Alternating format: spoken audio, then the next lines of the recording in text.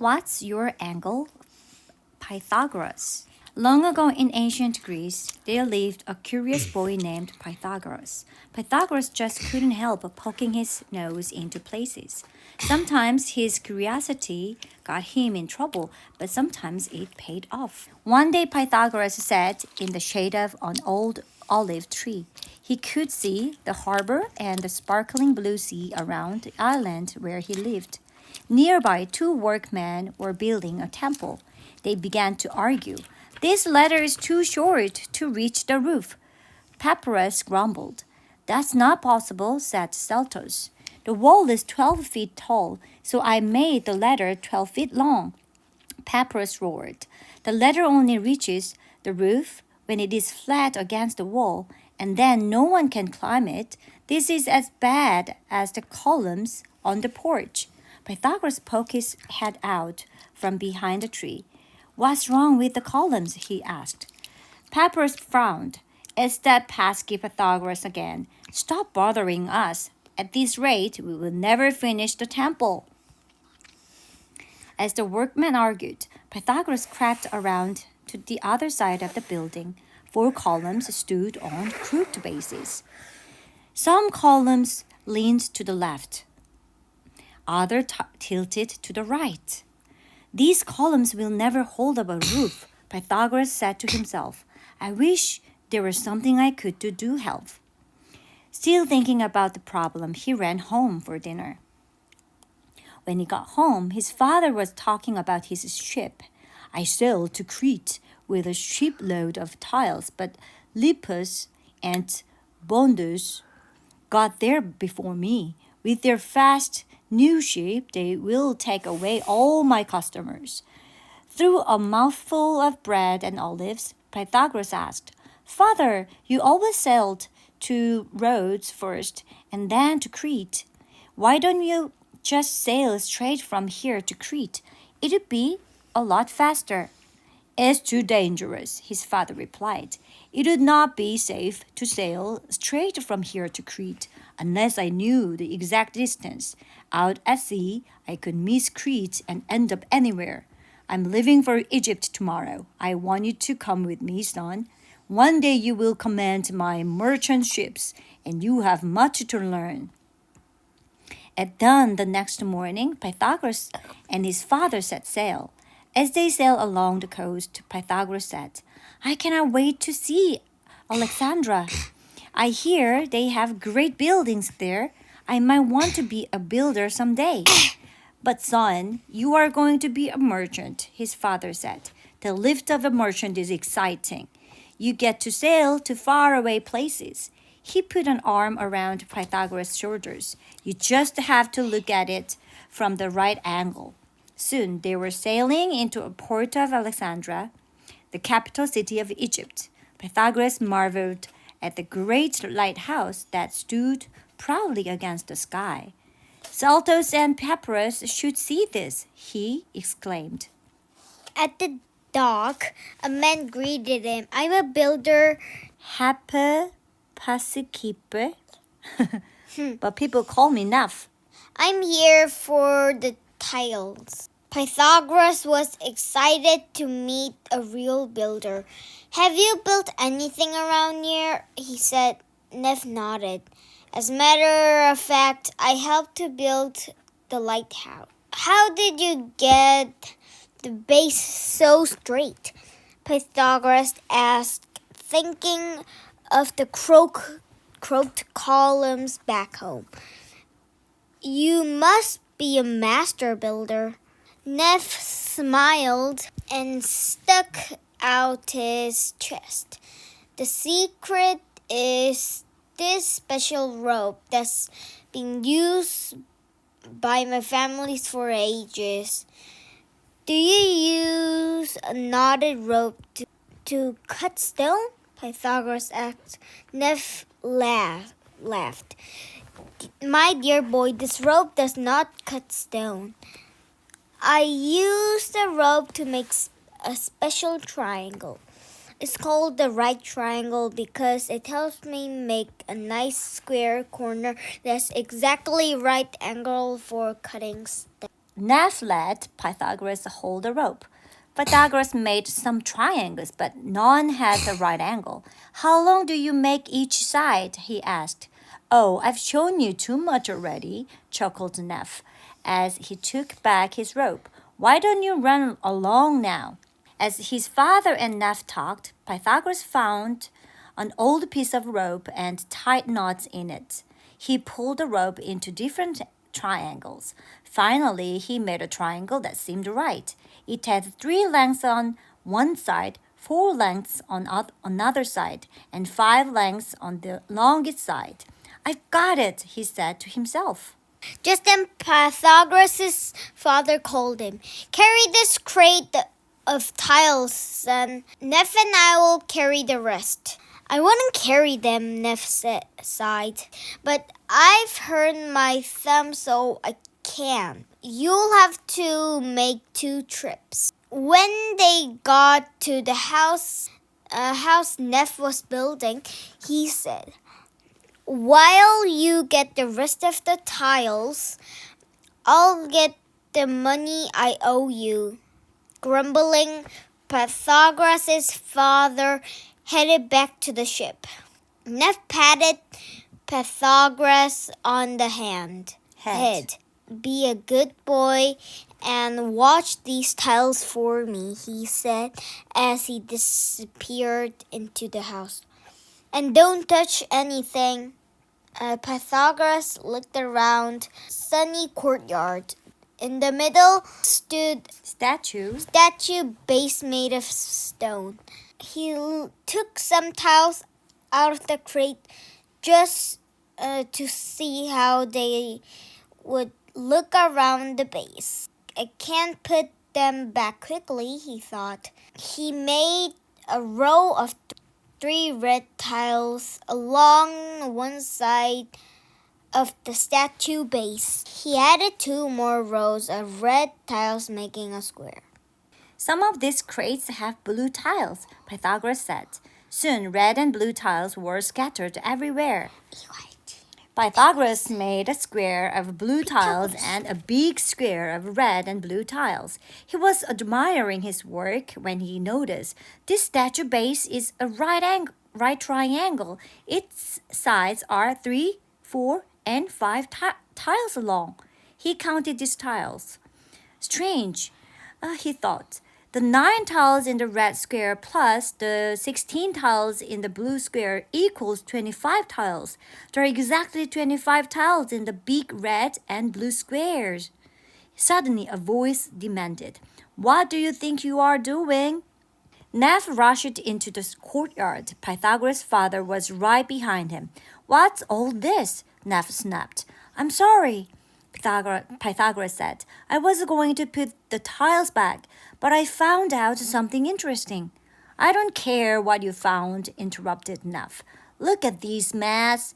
Pythagoras, pick up these tiles, his father said sternly. And hurry, we have many more stops to make today.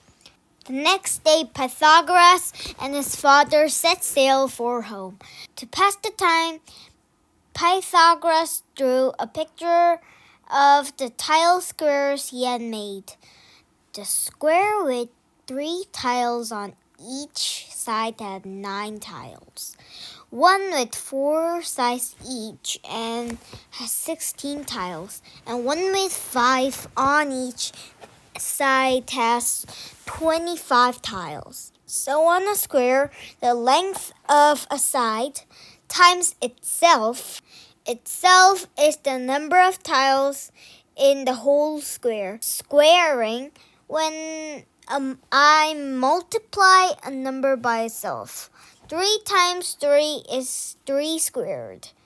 I'll write 3 squared. You see? 3 squared is 9, 4 squared is 16, 5 squared is 25. It's very interesting. Pythagoras drew a new picture. 3 squared plus 4 squared equals 5 squared. He said to himself, I wonder if the squares on the side of other right triangles add up the same way, he thought. Pythagoras practically flew off the ship when he got home. He couldn't wait to tell Celtus and Papyrus about the special knotted rope and the secret of the right angle. When he got the unfinished temple, Celtus and Papyrus were not there. The ladder was on the ground where Papyrus had thrown it. That ladder would be easy to climb if the bottom were about 5 feet from the wall. Pythagoras thought. Papyrus said that the wall is 12 feet high. He drew a triangle in the dirt and wrote 5 squared plus 12 squared equals something. 25 plus 144 is 169. 169. 169 equals 13 times 13. That's it. The letter needs to be 13 feet long. He fixed the ladder and headed home. At home, Pythagoras got out a map. He looked at it closely. I wonder, he said to himself. Then Pythagoras announced, I found a distance from here to Crete. His father nearly choked on a fig. His mother asked, How can that be, son? Pythagoras answered, I discovered a pattern that works for any right triangle. I used it to figure out the distance. And now father can sail straight from here to Crete. His father stood up. Son, I cannot risk my ship because of some triangle. Father, Pythagoras started to explain. At that moment, Celtus and Papyrus came rushing in, puffing hard, as if they had raced up the hill. Papyrus turned to Pythagoras. You did something to our ladder. Has Pythagoras been bothering you again? His father asked, frowning. Celtus shook his head. No, he made our ladder the perfect length. We will be able to finish the roof now. Papyrus added, Then all we'll have to do is fix the crooked bases of the columns. Maybe I can help, Pythagoras offered. Use my rope to make right angles. If you use a right angle to make the bases straight, the columns will stand straight. Celtus laughed. Great. Now we can finish the temple on time. You're welcome to stop by and help us anytime you like.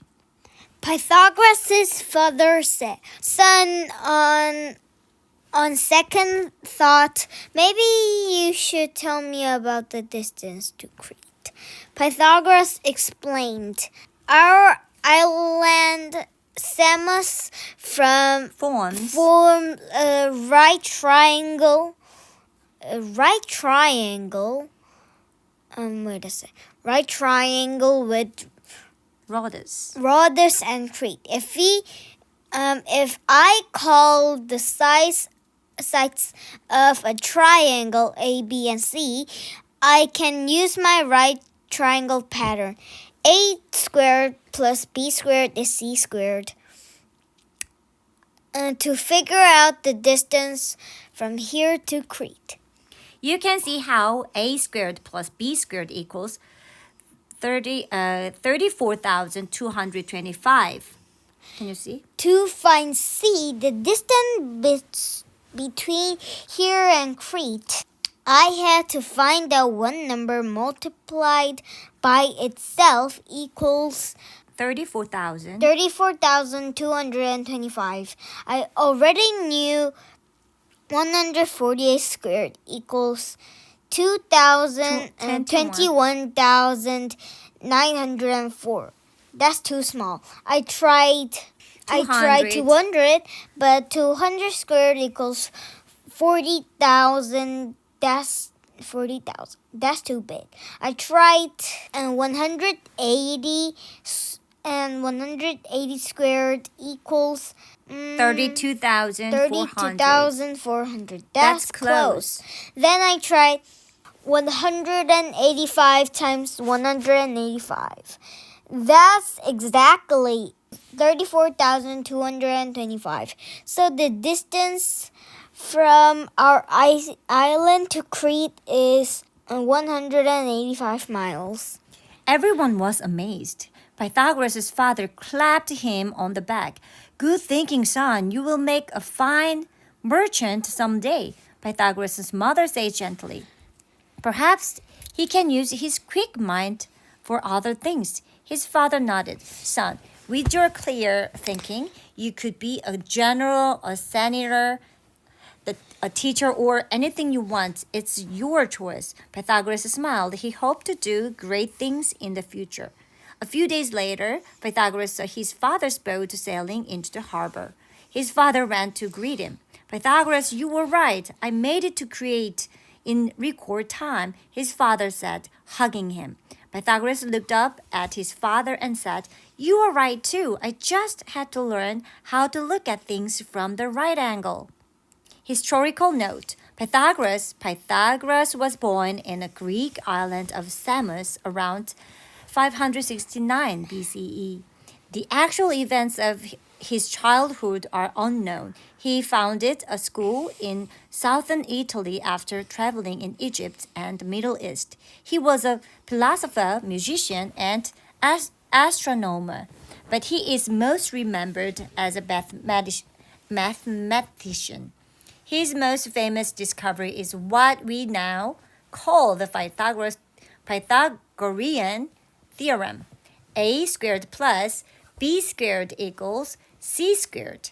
When A and B are two legs of a right triangle, and C is the side opposite the right angle, it is known that Pythagoras traveled and studied in Egypt. He may even have learned the knotted rope trick from the Egyptians and visited the future site of Alexandria.